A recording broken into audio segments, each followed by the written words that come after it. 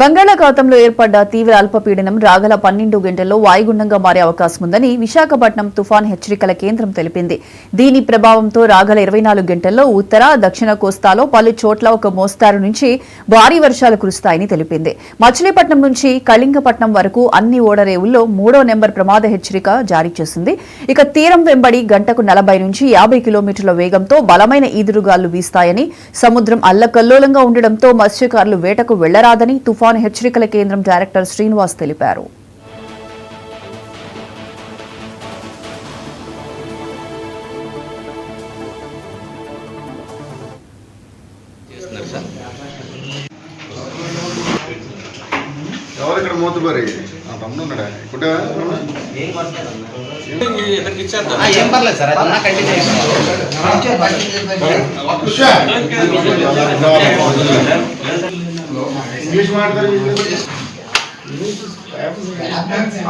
నైరుతి బంగాళాఖాతం మరియు పశ్చిమ మధ్య బంగాళాఖాతంలో ఉన్నటువంటి తీవ్ర అల్పపీడనం అది నియర్లీ నార్త్ వెస్ట్ డైరెక్షన్ లో వెళ్తూ అది ఈ రోజు ఉదయానికి సుమారు west central bay of Bengal and adjoining south west bay of Bengal లో తీవ్ర అల్పపీడనంగా కొనసాగుతోంది.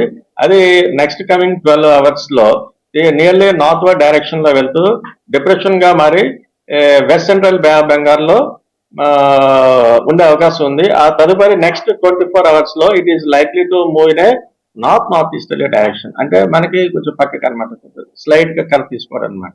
అంటే డబ్ల్యూసీబీలో west central bay of Bengal next 12 hours లో డిప్రెషన్ గా మరి నెక్స్ట్ 24 hours పీరియడ్ లో అది మరలా డైరెక్షన్ నార్త్ ఈస్ట్ డైరెక్షన్ లో వెళ్ళే ఛాన్స్ అయితే ఉంది. నెక్స్ట్ అనకాపల్లి, విశాఖపట్నం, విజయనగరం, పార్వతీపురం మన్యం అండ్ శ్రీకాకుళం ఈ జిల్లాలకు అయితే 1-2 చోట్ల భారీ వర్ష సూచన అయితే ఇస్తున్నాం.